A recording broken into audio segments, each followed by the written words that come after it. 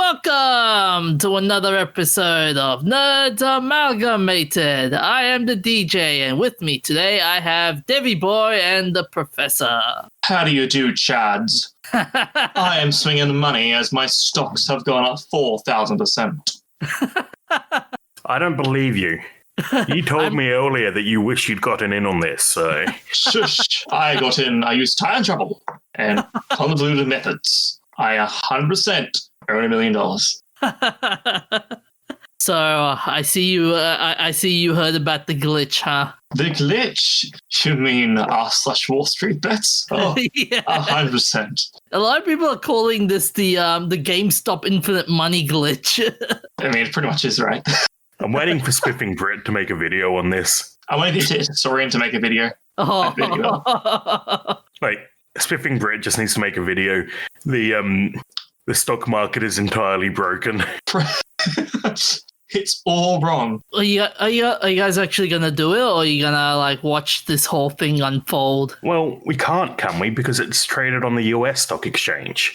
Technically you can, but not. Yeah. You got to do foreign exchange or whatever it is. Yeah, foreign exchange, stock exchange, blah blah blah blah. Yeah, It's pretty inconvenient. I have a friend of mine. He has put in a number of shares on it. Actually, he put in about $40 and took 4 of it for $150, and he's got 6 left, which are now at $350 ish. Oh, So boy. yeah, give it another few more days, and it might go up. It might go up. So it could also crash to zero. yeah. Yes, that's the other thing I'd watch out for.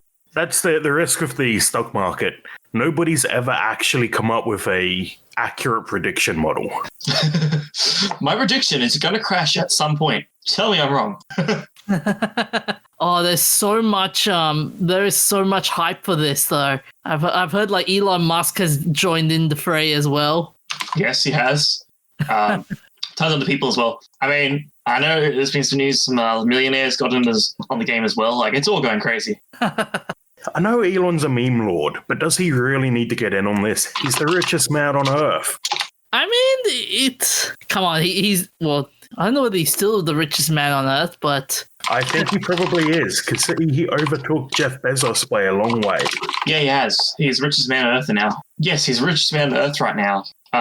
Like, he just throws his money around, doing whatever he likes. I mean, he memes things up to increase his public image, basically. Yeah, his strategy is basically be hip and cool without being fellow kids. Yeah. Hey, fellow humans. Do any of you boys want to go to Mars? I can see Elon Musk. The next thing he'll do is like he'll buy up VR chat and just do something crazy. Maybe host like breakdancing battles. That's bad, DJ. Your segues are bad, and you should feel bad. You should feel very bad that one. That was not good. Well, I'm sure Devi Boy is part of one of these underground breakdancing clubs. Well... He says yes. He's admitting it. No, definitely not. No. What are you talking about? I mean, I'll admit I have explored a few, but I haven't been involved much because I've had a VR headset. I haven't really been using it much. Yeah, and you got to do the whole full tracking stuff. Using additional trackers attached to different parts of their body. Yeah. There are some guys who just spend like $10,000 to get a whole, full body tracking suit as well as touch sensitivity suit and, 3D space tracking VR software and things, all this stuff running just so they can play VR chat. It's like, dude, what are you doing? Well, the technology is so cool. I mean, true. Like, it is, but closest we have to sci-fi VR. Yeah, you're not wrong. It is. So, Professor, you've got a story about this, though. Yes. South Koreans are breakdancing in VR chat using custom full body tracking setups. Oh, beautiful. So tell us more. How and why is this breakdancing situation taken off? Well, normally you go out and you breakdance with your buddies out in public, but you can't do that at the moment because you're Rona. So what's the next best thing? The internet. And why bother putting up just a single angle camera pointing at your bedroom while you breakdance on the floor? Why not dive straight into VR and let people view you from any angle? Sounds like a good idea. And it makes sense. You're like dancing in VR chat, all of a sudden you're about to do this one cool move, and all of a sudden the wire from the VR just like flies out. Yeah, it's got to be awkward when someone walks into your room and sees you just breakdancing in the middle of nowhere. Well, the examples they have in the article are using wireless adapters. Makes sense. But, I'm impressed that it can hold up to this. There are videos in the article, and I highly recommend watching them. All right, I'll do it right now. VR chat breakdancing. Yeah, the article that we've included in the show notes has some in-game footage and some out-of-game footage. What the hell? I know. I'm impressed that the software can even keep up with that. Dude, this is crazy. Oh, man. How much? There must be like a crazy amount of mocap suits and whatnot. Well, it's not proper mocap, but Makoto from South Korea uses a headset with a wireless add-on, the index controllers attached to his wrist, and the Vive trackers, which are these additional trackers you can get. I don't know of many games that actually integrate them, apart from this, obviously, but they're not part of the core experience, so you buy them separately. And he's mounted them to his waist and feet. And then there's a video of him dancing in real life wearing this getup. Are you talking about somehow he doesn't smash his headset into the ground when he does a flip. Are you talking about Chris Quits Reality? No, Makoto, the guy whose name I literally just said. Oh, my bad. In the article that we're talking about. Come on, DJ, keep up. I'm watching a YouTube video where someone's doing it as well.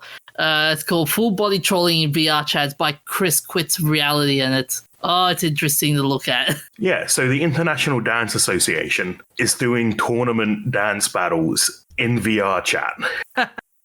So it's expensive to get into, and you probably don't want to do it until you've got some training under your belt and know you're not going to smash your controllers. But look, you got to watch the video because I'm honestly amazed that the software keeps up with this. Imagine the level of coding just to get all the movements right as well. Yeah, and making sure your knees don't bend backwards and all of that. And let's not forget the boob jiggle physics, guys. Boob jiggle physics, it's a thing. Yeah, okay, that is a thing that I think is in VR chat. It's a thing the world didn't need, but people did anyway. VR chat is weird. But you gotta give them props for coming up with an innovative way to do something, though. Yeah, and so leading on from people just doing it in VR chat because they can, people are adding in, like creating new software that takes advantage of even more points of tracking. So Makoto is also playing Neo's VR, which is, in this case, he's using 11 points of tracking, which means that the movements in the video, in the game, are going to be even more natural. I can't wait for this. Like, I'm really hoping this is the push to commodify full body tracking. So we're slowly but surely creeping into Ready Player One territory. Yeah, pretty much. Hey, it's all true. It's all real. Although that being said, though, the interesting part's going to be like, imagine judging and you be like, okay, we need to know whether this person is actually a human or just a bot. Yeah, and do you remember last year the F1 racer who got in trouble for hiring a double to race in the VR racing game they were using? Oh, yeah. That was funny. Can you imagine being the judge and you'd be like, all right, we need you to reveal the identities. If you don't want to do it in public, we can do it in a random chat. Oof. They could probably do something like that to verify ID. Yeah, I think it's I wonder, that's an interesting point you've brought up. I wonder if anyone will ever make a bot to VR breakdance for them. Honestly, I can see happening. How much? Yeah, you'd pre-program the dance moves and then just have your bot do the dance when you're ready. What's the biggest flaw you guys reckon? Besides the bots, what are the other biggest flaws you think they might encounter? Yeah. Well, I think the biggest issue is going to be the fidelity of tracking that many trackers at a time, but there seems to be some good progress being made in that. How much is the entrance fee again for joining up this tournament? I don't know if it's in this article here. Affordability is going to be the biggest problem, especially trying to afford a VR headset just to join this dance tournament. Well, yeah, it's worse than that because you can run VR chat on a flat screen or watch a streamer or whatever. But to actually take part, you need the headset, the controllers, and the additional trackers. You know what's going to be actually funny, guys? Imagine VTubers now embracing this and doing breakdancing in the middle of a YouTube stream. I could see it now. Corona dancing crazily on the dance floor. My other biggest problem would be the internet speeds. Imagine like someone's internet speed versus another person's internet speed, like fast versus slow. You're like, oh crap, my internet shut down. Yeah, leg out and just clip through the floor. Yeah, that will happen with any sort of virtual environment.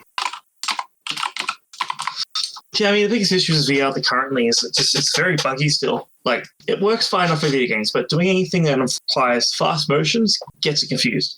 So I don't think it'll be long until it's, like, ready for, like, professionals and things like that. Yeah, the Neo's VR video that Makoto has, the tracking in that is already significantly smoother than the tracking in the VR chat videos. Mm-hmm. So I think... I mean, VR chat itself is usually just pretty laggy in general. That's not exactly the most optimized game in history. I think we'll see more dedicated breakdancing and full tracking setups in software that will help deal with that sort of issue. Mm-hmm. Yeah, I definitely agree.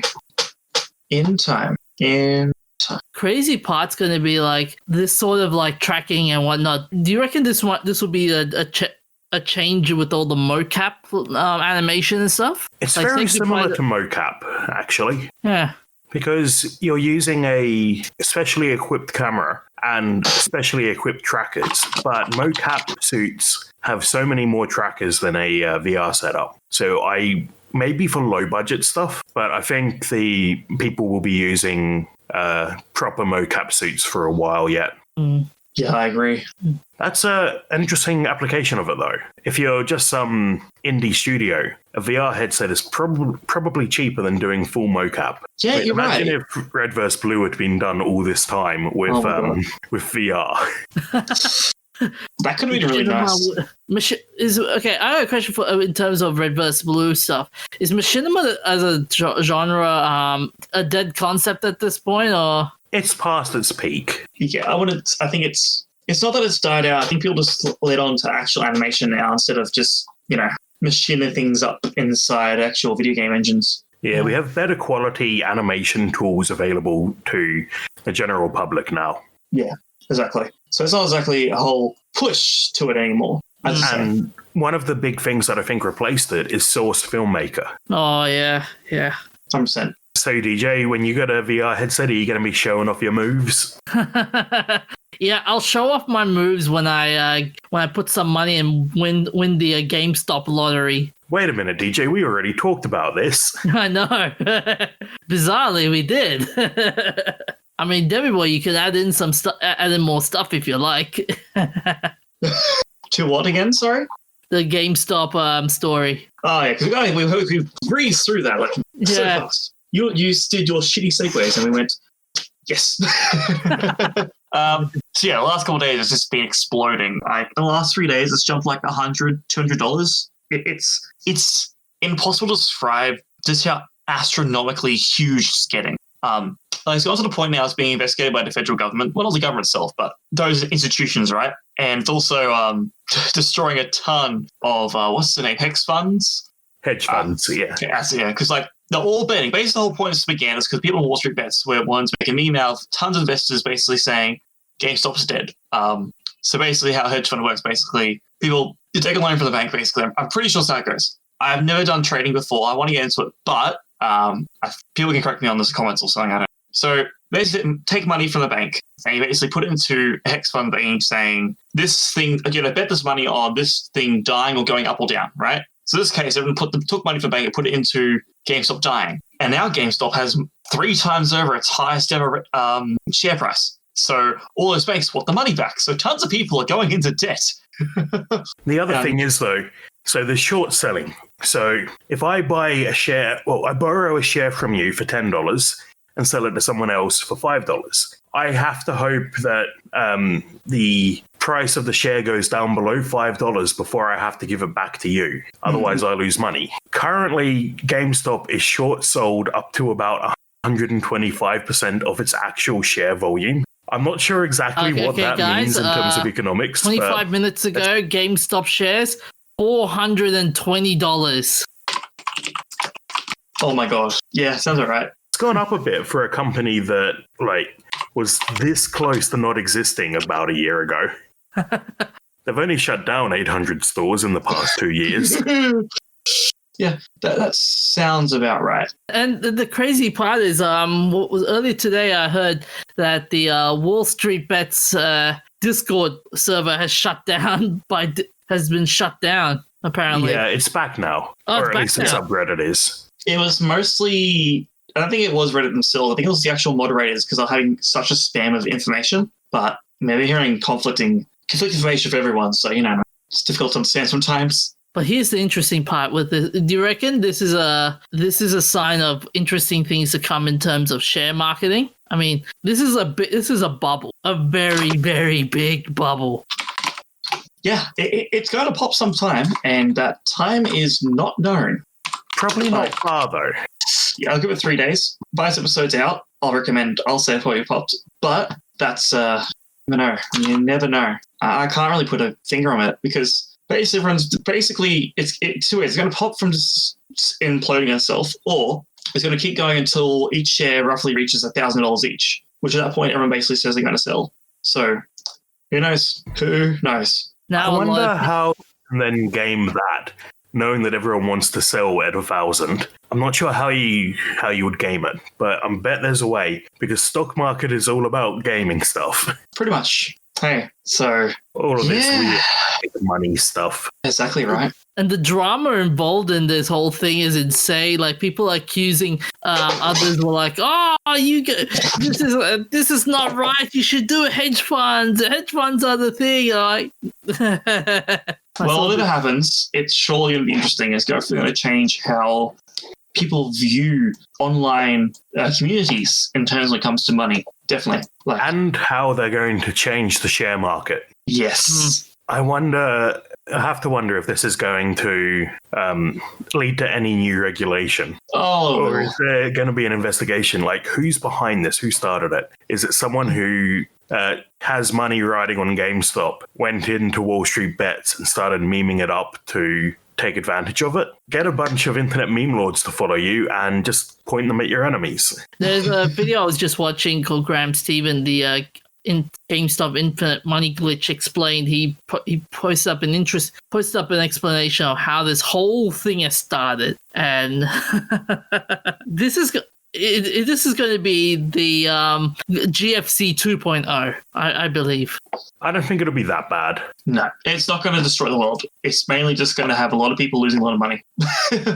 Someone made an interesting tweet. GameStop sitting amongst Tesla and Amazon after Reddit users made it a Fortune 500 company. Yeah, no, I saw that one. That's really good. I was like, that's brilliant. But yeah, it's 2020 is bringing in a new year full of amazing things. Would you try it though? Me put money in? No. No. It's too volatile right now. I wouldn't want to waste any money. Speaking of volatile, there's a certain series that's quite volatile right now. Oh, it's a new TV series, eh? Oh, not yet. But besides that TV series, there's another volatile situation going around with Google. Did you just segue out of my segue? Yep. Hey! I'm just saying. But before we see the battle of the battle of Google, there's a battle of wizards going on, and now you segued out of a segue into a segue. Yep. God damn it, TJ. So there's a Harry Potter live action series in early development on the works, and it sounds interesting. So Warner Media is engaging in multiple conversations with potential writers, exploring various ideas that would bring the beloved property to television. Expanding the world of Harry Potter remains a top priority for the HBO Max and Warner Brothers, along with creator J.K. Rowling controls the rights of the property. Harry Potter is Warner Brothers' most valuable pieces of IP, even if and it's also worth pointing out that it remains a beloved franchise, even though Rowling has sparked a big. Yeah, it turns out she's not the most progressive person. Oh, so she's not the brightest either. Like, just ignoring the things she says about real life stuff. The things she says about the wizards themselves. So, the ridiculous thing. Apparently, recently she came out and said wizards didn't have toilets until hundreds of years after the toilet was invented. Yeah. Now, the reason for that is that up until then, wizards would just go on the floor and use magic to get rid of it. But you're not taught the spell that would help you deal with that until 4th year. And what were they going to use? Like a mini black hole? Like, yes, pretty much. Poop all my poop. I'm going to flush all the poop through a mini black hole. It may not have wide implications, but screw it. Yeah. See, my gripe with J.K. Rowling when it comes to Harry Potter is when she adds like later on stuff like the one with the wizards and toilets. The other stuff, like she recently announced that Dumbledore is actually gay. You're like, really? Well, the implication that Dumbledore's gay was in the original books. Yeah, but but that was way before like the books. Wait, the books came out after she said that tweet though, didn't it? No, I'm pretty sure it didn't. And like she would drop all these like stuff on it even after the series are over, and you're like, oh come on, man, why didn't you put this in the book? Why? Well, yeah, it's implied, but they never really go into it. Yeah. Mostly because there's not a whole lot of point. The story is not about Dumbledore and his gay lover. It's a story about Harry Potter. Otherwise, it would be called Dumbledore and his gay lover and the Goblet of Fire. So they imply that his best friend was actually his lover, but it's one of those things they don't go into depth because they don't really need to. It's not part of the story. Well, that's what they're planning to do. So the plans for the TV series should be seen as a rightful extension of the property at a time where Warner Media is prioritizing its streaming services. So the platform is a streaming home of DC films, multiple TV spin-offs, and originals already in works. So do we know what era the Harry Potter show is going to be in? Because we've got the Second Wizarding War covered. We've got, I think, I'm pretty sure the Fantastic Beasts are supposed to be for the First Wizarding War. It's been a while since I've read it. But Fantastic Beasts is about Grindelwald. And then there's the First Wizarding War, which happens another 30 or 40 years later. They haven't really announced anything on it, but I'm guessing it's going to be based on Tom Riddle's life, like in terms of what he was actually like. They will say like, oh, this was what Tom Riddle did, and Tom Riddle did that, and so they're following what Game of Thrones has happened with with Harry Potter. 3 of the stars are coming back for the TV series. Okay, which 3? They haven't. Hang on a second. Oh wait, no, not the Harry Potter. This is sorry.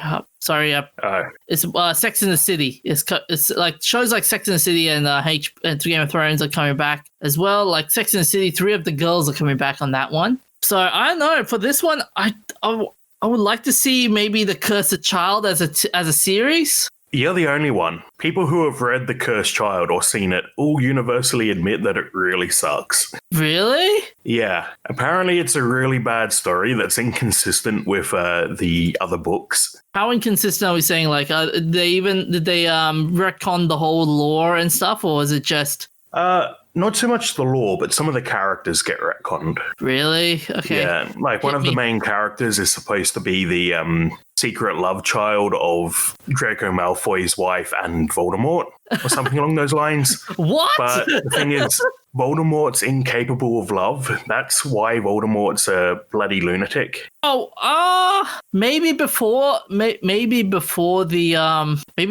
went insane with power. No, because then the timeline wouldn't add up. Because Draco's the same age as Harry. So by the time Voldemort is permanently killed at the end of Deathly Hallows, they're only like 19. So, and Voldemort's only been back for about 3 years when they kill him at the end of Deathly Hallows. So it's not like he wasn't insane for those 3 years, since he was a complete bloody nutter before they killed him the first time. I mean, maybe they could also, besides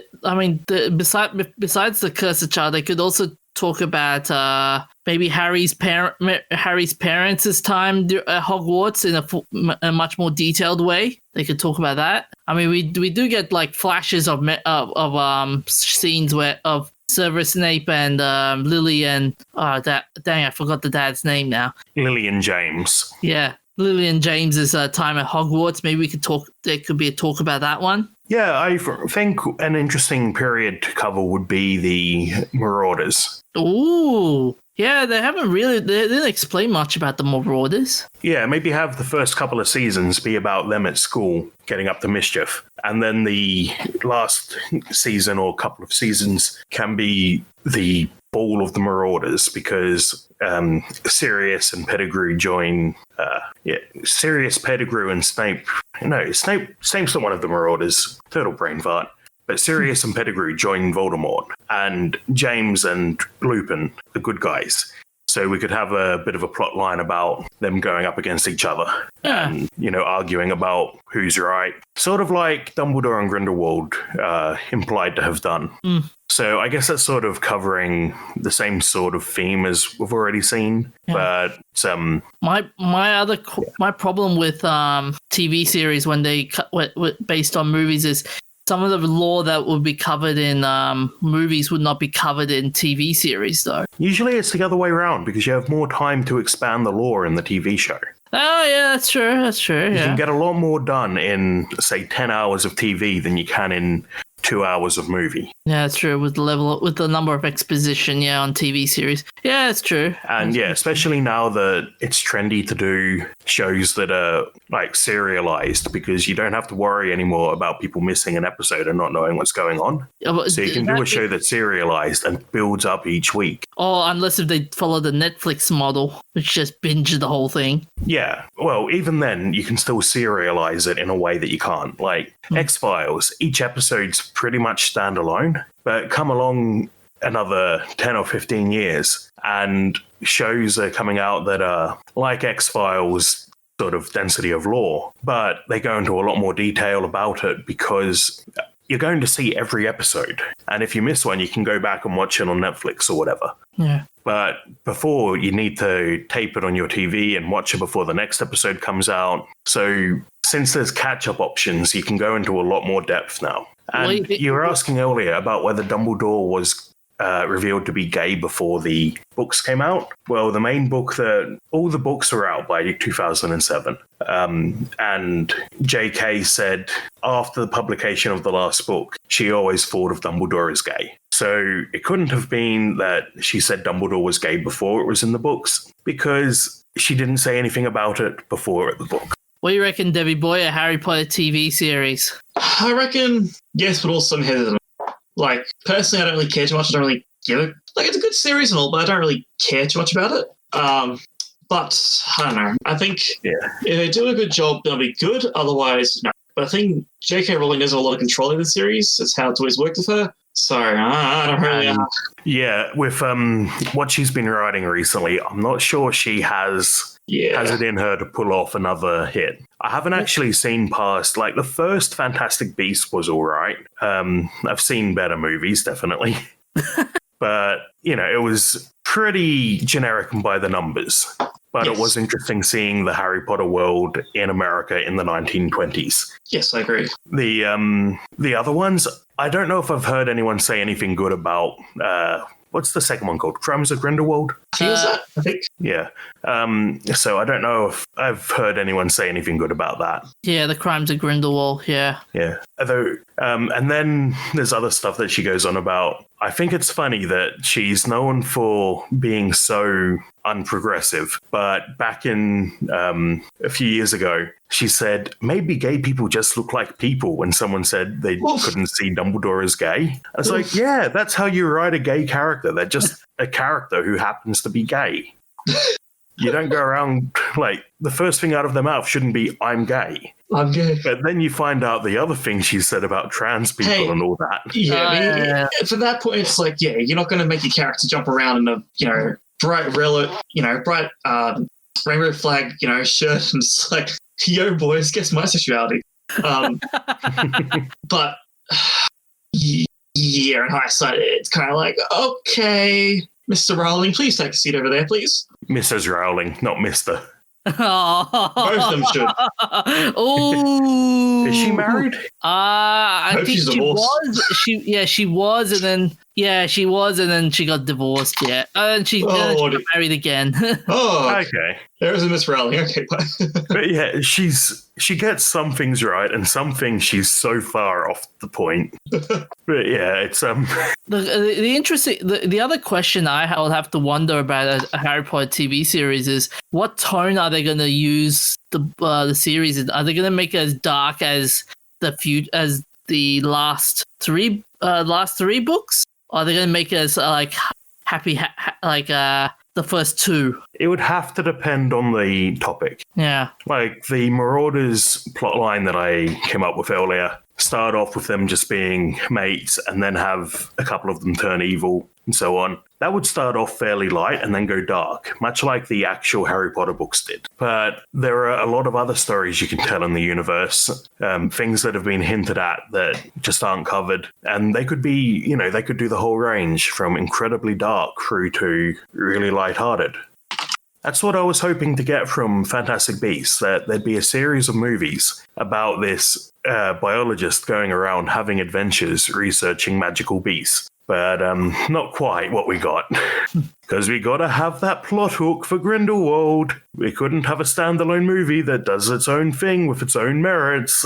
I'm looking at J.K. Rowling's other works in the Harry Potterverse. There are a couple of e-books that she came out with, like there's the Hogwarts, an incomplete and unreliable guide, short stories from Hogwarts of politics, powers, and pesky poltergeists.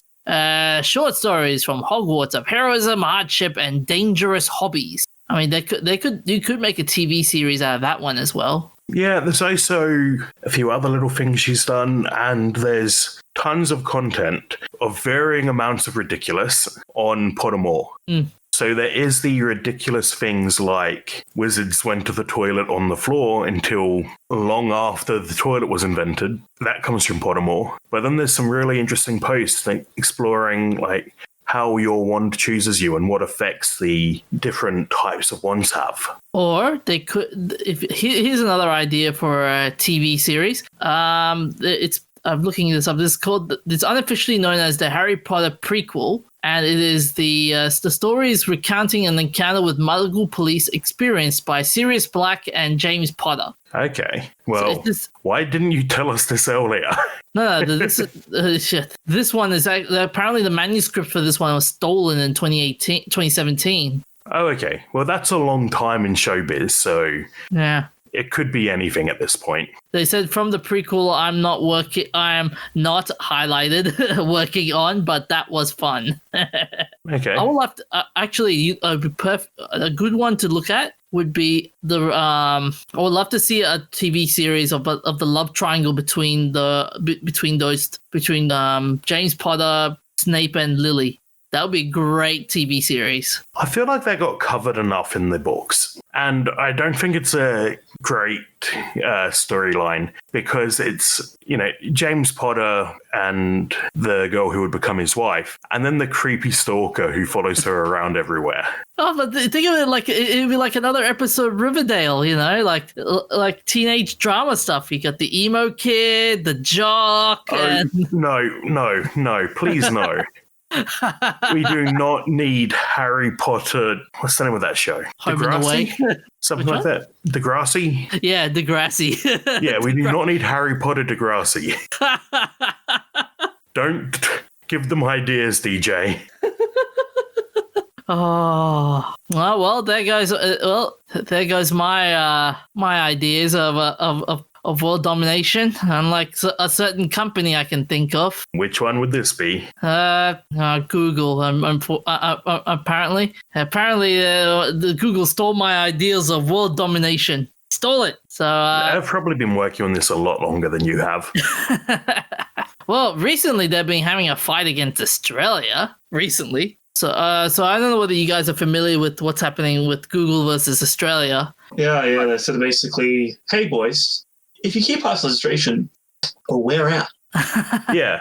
So the Australian government wanted to create a digital media code where tech companies like Google would have to pay local media companies for providing their content in search. And Google says, that's not okay. If you do that, we will literally stop being in Australia. And Google's saying, like, if you do that, we will take away our search page in Australia.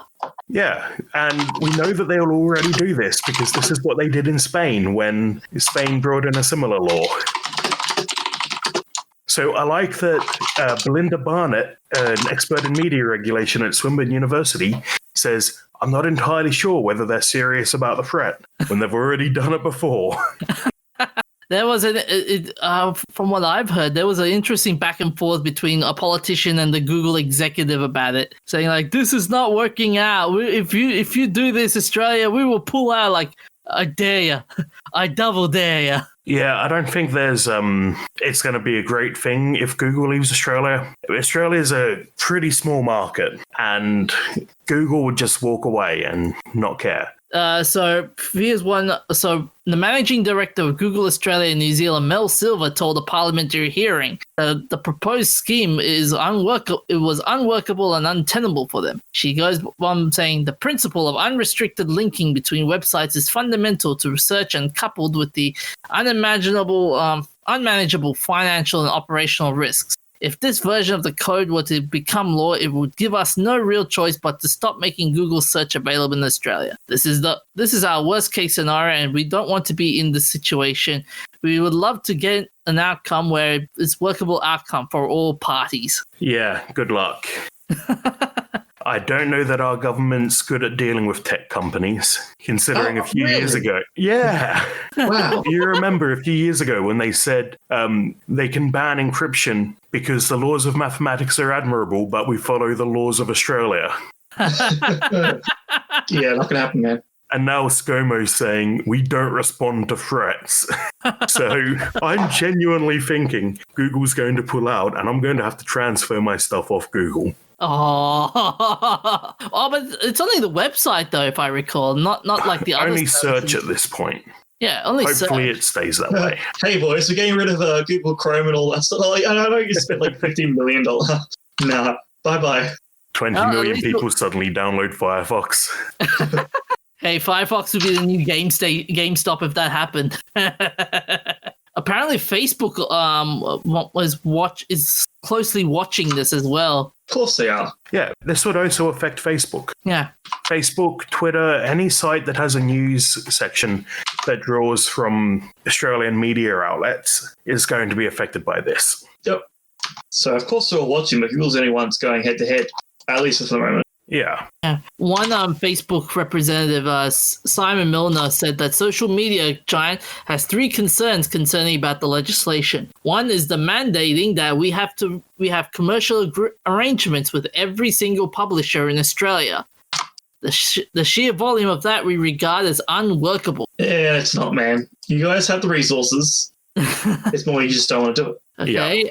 The second is a process of binding arbitration in price negotiations instead of good faith negotiations. What negotiations, though? I'm sorry I'm nitpicking, but I'm being genuine here. Like you're not negotiating with anyone right now, but you're taking most of the revenue. Anyways. Yeah. And yeah, I agree with you there. I agree with you, David. And third is a differentiation clause that prevents us from offering commercial terms to certain publishers and changing how we display their content regardless of whether we agree a deal. Oh boy. So in other words, they're saying that we can't we can change it however we want and you can't do shit. We control it now. Look at me. I'm the search engine now. Oh god, I can see the memes coming out of this now. Oh, Well, look at what they did to Jeeves. oh no, I feel so old now thinking about that. Yeah, like there are search engines that can replace Google, mostly. I'd probably fully go over, like, I use DuckDuckGo as well, and I'd probably go all the way over to DuckDuckGo if I had to. But the areas that worry me personally are G Suite Yes. and Android.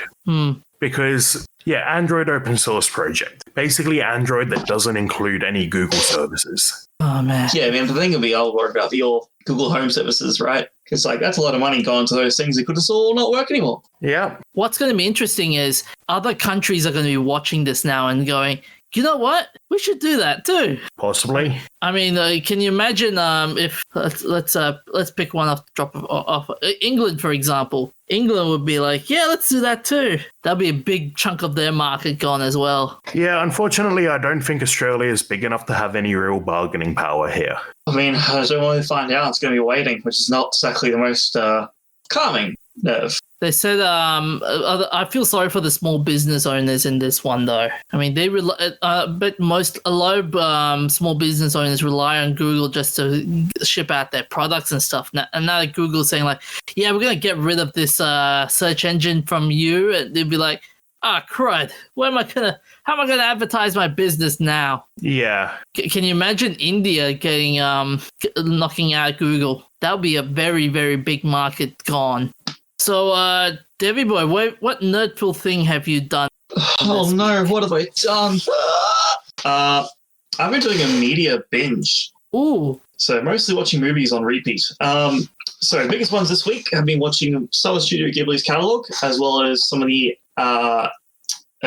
films that are being submitted to the Oscars in terms of the animation. Nice. Which ones? So I'll probably put it at two, so we're not here forever. There's two main films to watch this week, and that was Princess Mononoke and Wolf Walkers. Oh, yeah. Mononoke is such a beautiful film. Oh, it is gorgeous. But I mean, can't really say much more than has already been said about it. Like, story is very well done. So I think the ending's a bit rushed. I would have liked a bit more of an epilogue. But, you know, overall, very enjoyable film. Beautiful art, beautiful soundtrack. You know, it's a 5 out of 5 classic. Okay, can't say more. Wolfwalkers, on the other hand, this is a brand new film from an Irish studio.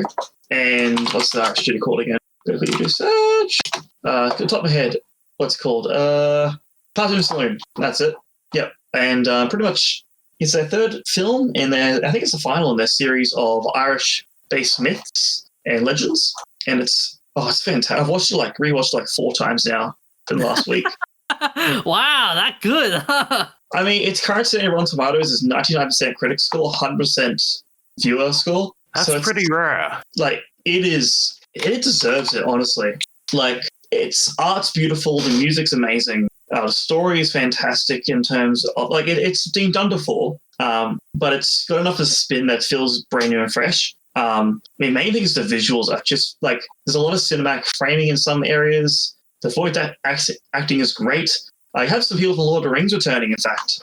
One of the main guys who plays Goodfella, who's basically the father in the film. Who is he? Let's go down to BB.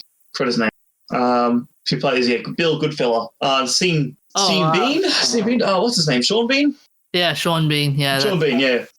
No, so he plays the father, and all of them do. Even the child. So there's 2 child actors as the main characters, but one of them hasn't even acted before, but they do such a fantastic job. Well, you could even tell. Obviously, you tell the children that they're playing children, but you know that was their first time. Like, it is just phenomenal, and yeah, like the story and everything is just so beautiful. Does Sean Bean's character die on this one?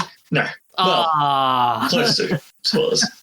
So basically, there's father and daughter who lost their mum, and they've come to Ireland from England in the 1650, basically. And pretty much the town lord has basically put them up that the father needs to go hunt wolves. And this plays into the fact that there's this myth in Ireland that these people called the Wolfwalkers, who basically have a power of healing as well as being able to... It's not exactly werewolves. It's not exactly you transform into a wolf. Physically, it's more mentally in a way. It's a cool spin. It's still werewolves, you can say in air quotes, but it's not really werewolves. But the point being is they can control wolves, basically, right? So this plays out with the daughter basically wanting to gain freedom. And she's been locked inside this town. She's not allowed out, everything. And then she basically breaks herself out for a bit. And then basically contact these wolves, and basically the plot spirals from there. And it's just so flippant. Like, the music is great. There's these amazing moments where the cinema, there's a few amazing things to do with the cinematography. Firstly, in particular moments, they do a lot of cinematic camera angles and dark edges to really focus you in on what's really important. As well as, so in the town, the animators use a lot of very sharp, pointy triangular shapes, right? To represent, power and that, in the human world, a lot of things are straight designed, you know what I mean, right? Then whenever you are in the forest and stuff, they use a lot of round, circular, polygonish sort of shapes to give you a sense of nature, lots of lines and things. So just all these things come together to make it so flipping good. Now, I'll be here for 20 minutes going on. I give it 100 out of 5 nerdy beanies. It's so good. It sounds like everybody's been blown away by good movies. Oh, flip! It's this and Prince Mononoke are pretty similar in terms of the actual general plot. In terms of it's basically girl is in human world, or boy for Prince Mononoke's sake. That person gets struck with some sort of nature-defying thing that doesn't make them 100% human anymore, and now they protect the forest.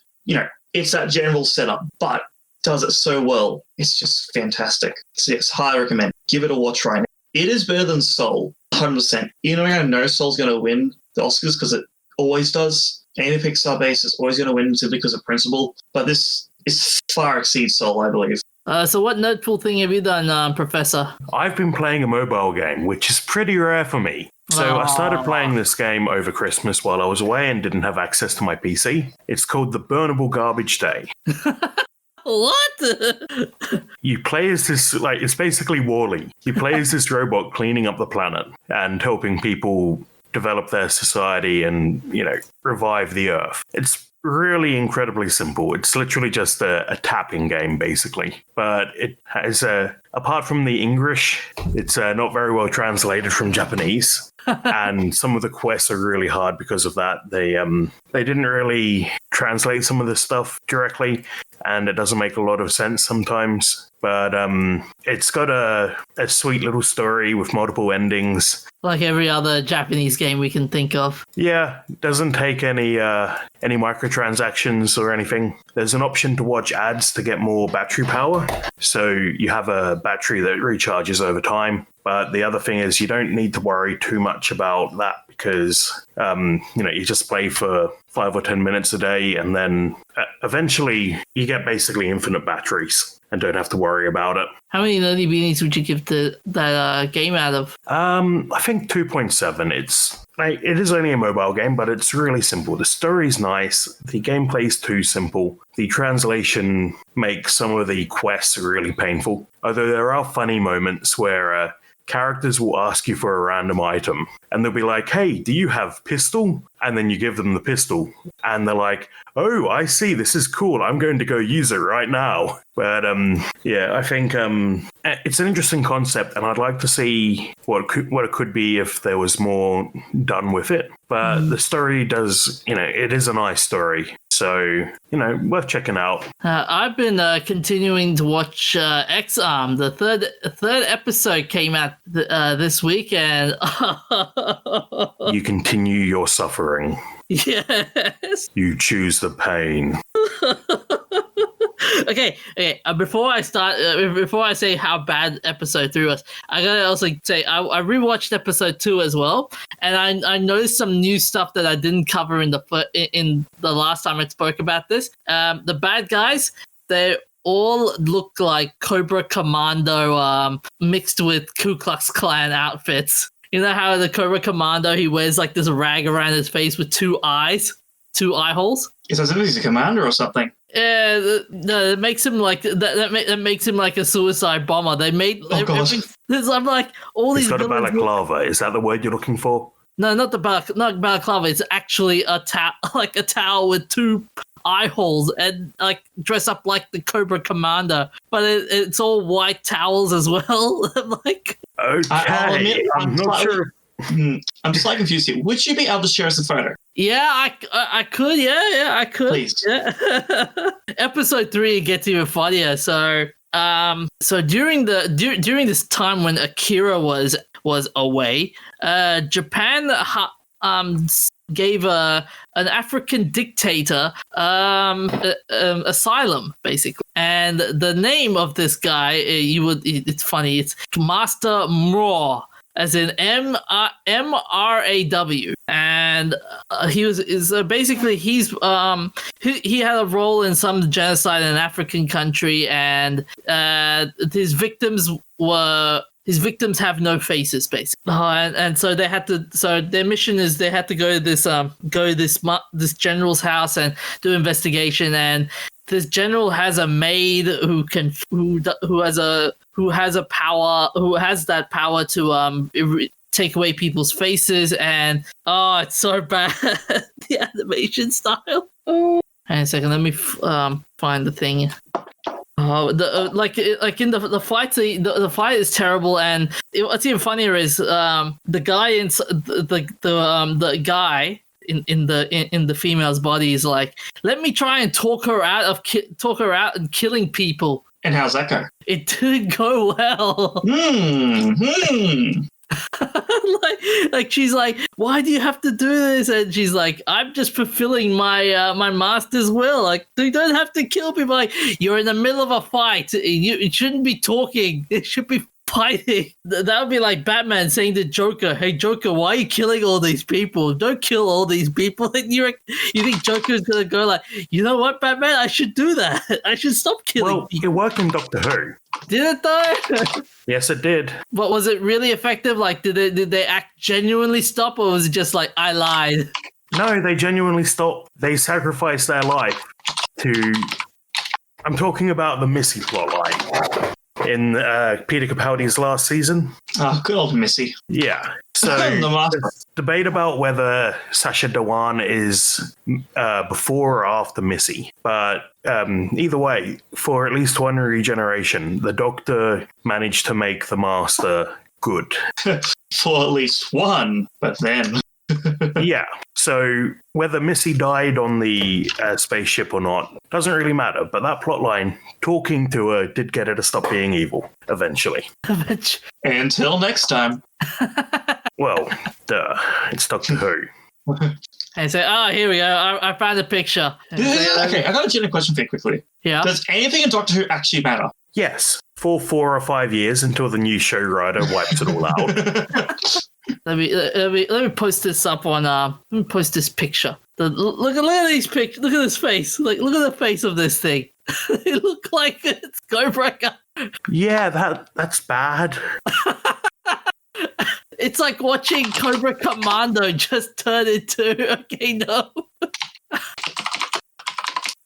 Like I said, the episode 3. So, like, the animation stuff, the fight between the maid and the secret agent is annoying.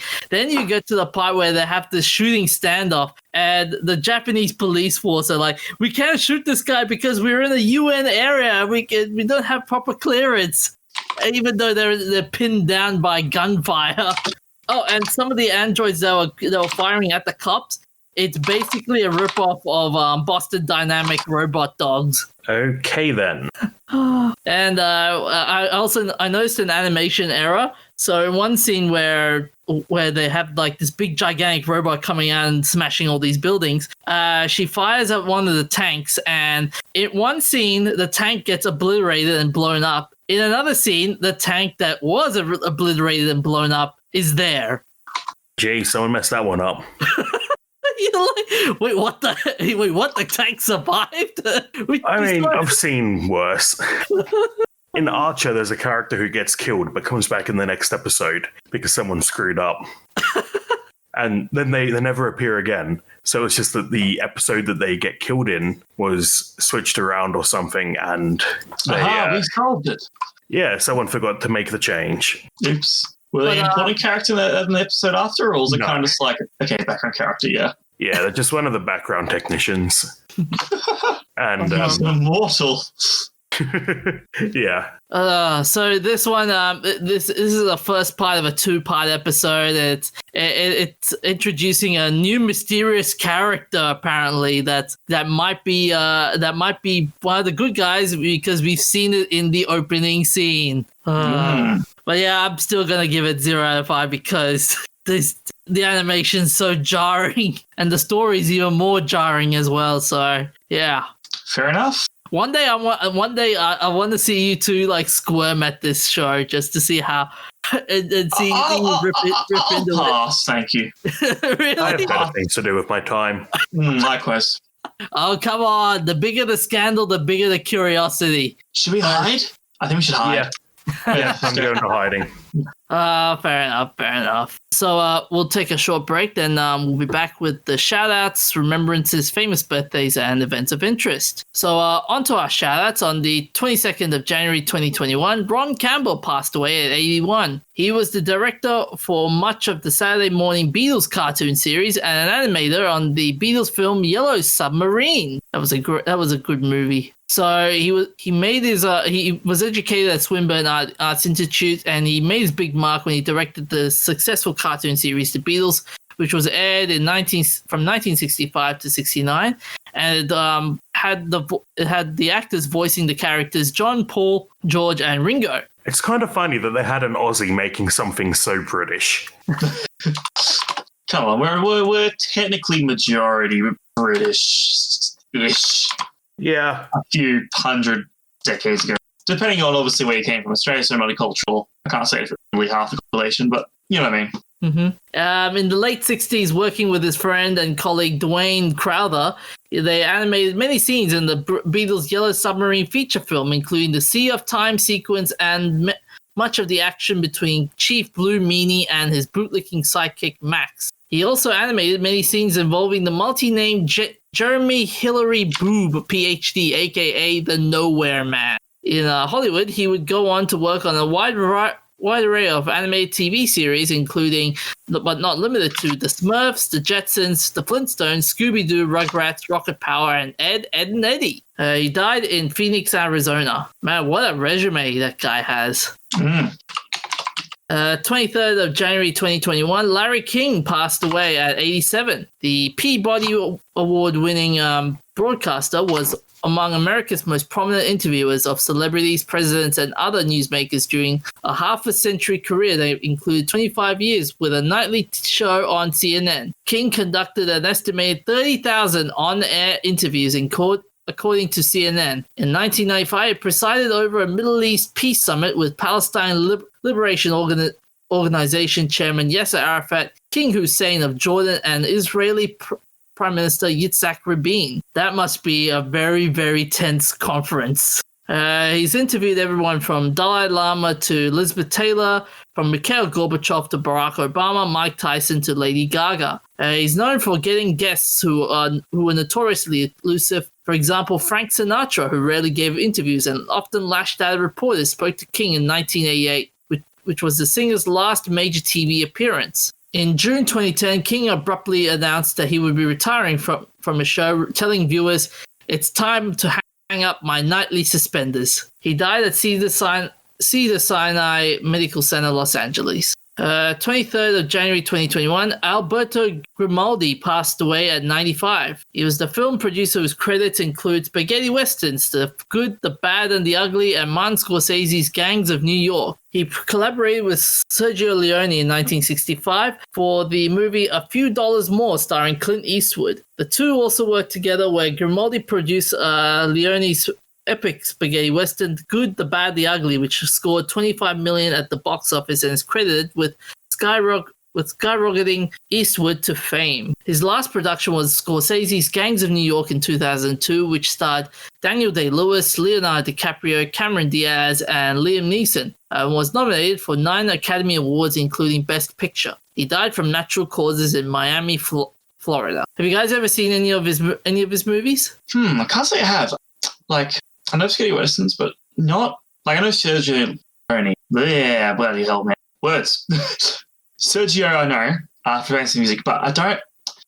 In terms of this guy's movies, I can't say I've actually seen any of them. Like, I've seen all of the Clint Eastwood Spaghetti Westerns, but that's basically the end of my knowledge. Even the Gangs of New York? Nah, I haven't even heard of that one, sorry. Oh, that was a good movie. Look at me. Oh no, Brad, what have you done? So on to our remembrances. 25th of January 1940, John Hurt, an English actor whose career spanned more than 50 years, he came into prominence as Richard Rich in the film A Man for All Seasons. He's known for other movies such as the Harry Potter film series, the Hellboy films, the supernatural thriller The Skeleton Key, V for Vendetta, Indiana Jones and the Crystal Skull, Tinker Tailor Soldier.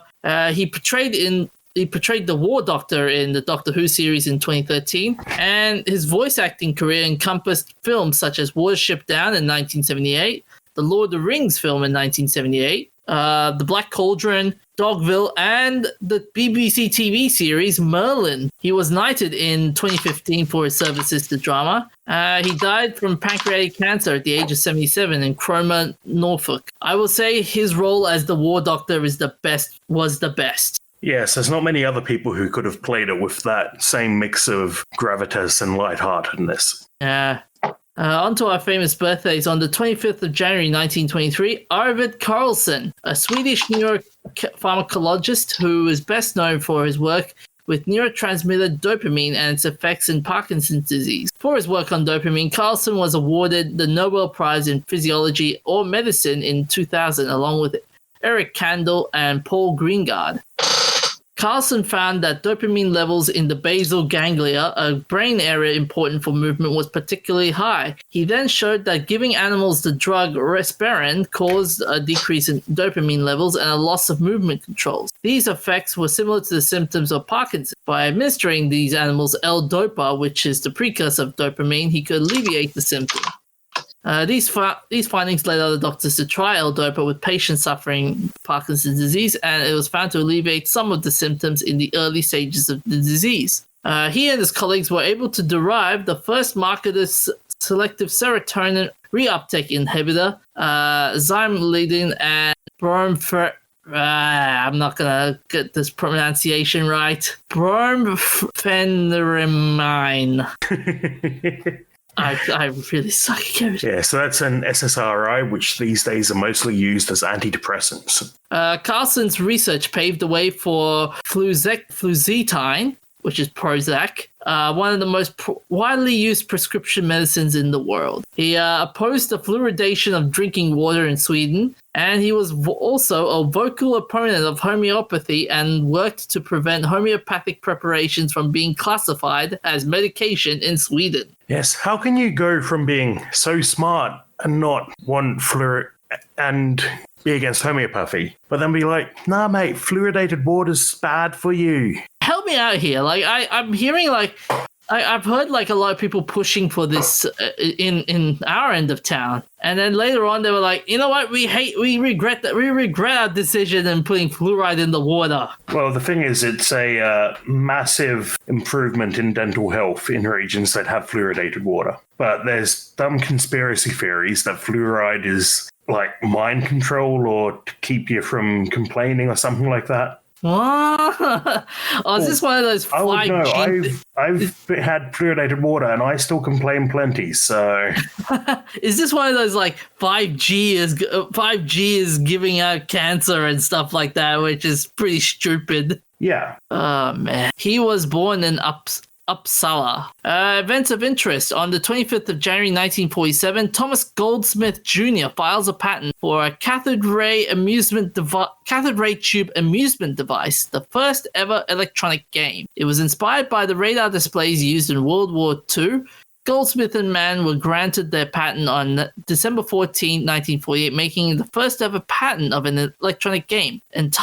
Entitled Cathode Ray Amusement Device, the patent describes a game which each player controls the CRT's electron gun, much like an Etch-a-Sketch. The patent, the first for electronic game, was never used by either the inventors or Dumont Laboratories, and the device was never manufactured beyond the original handmade prototype. Goldsmith kept the device and brought it with him to Furman. In a 2016 interview, fellow physics professor Bill Brantley recalled Goldsmith demonstrating the game to him. The patent itself was not discovered until 2002, where David Winter, a French electronic collector, while searching for evidence of early prototypes of the 1972 Magnavox Odyssey console, found it in a set of documents in an archival warehouse originally compiled for a 1974 lawsuit by Magnavox against several arcade game companies. Yeah, that's really interesting. So other early video games used World War II era radar screens as well. So it's a damn shame he never pushed to make this more of a thing.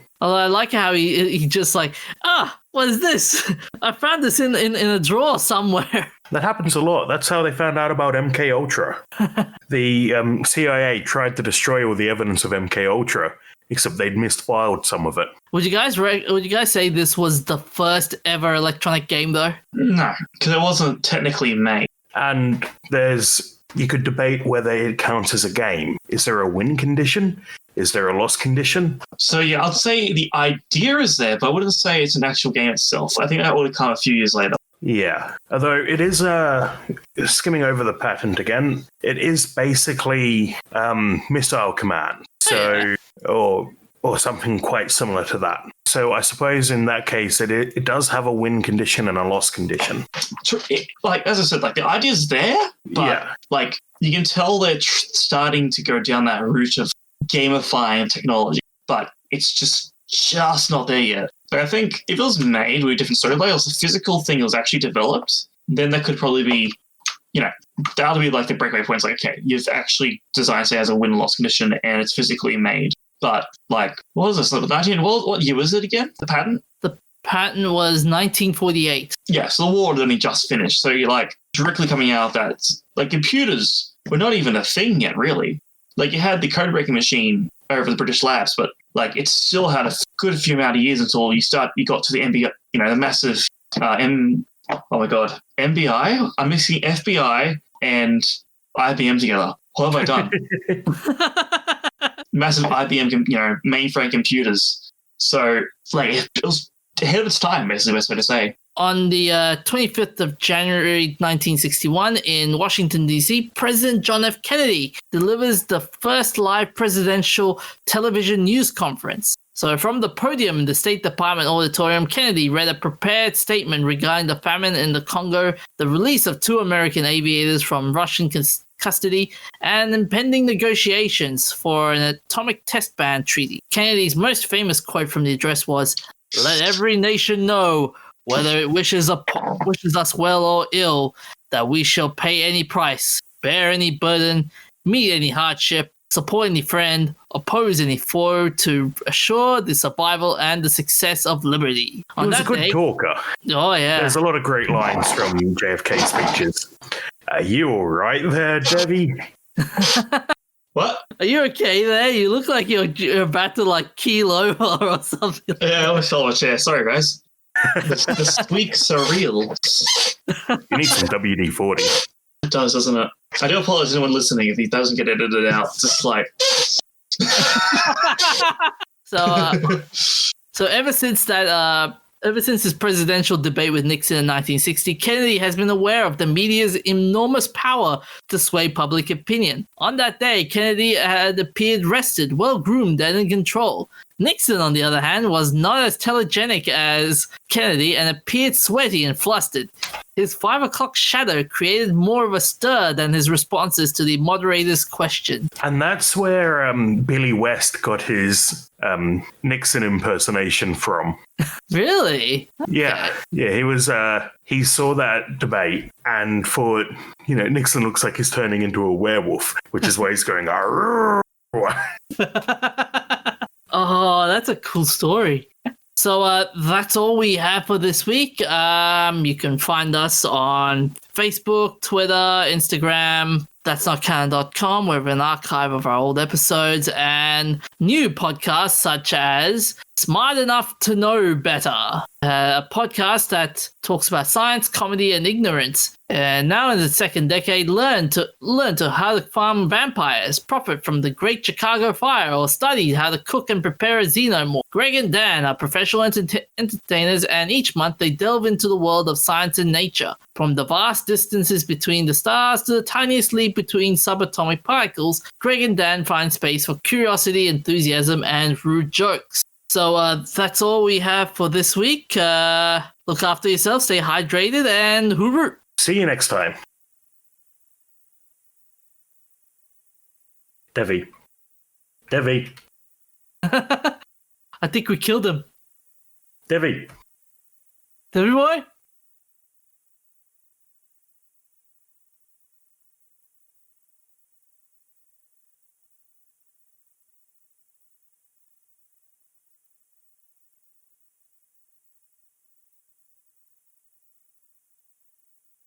There, boy, time for the sign off. Oh, damn, sorry. Bye-bye, guys.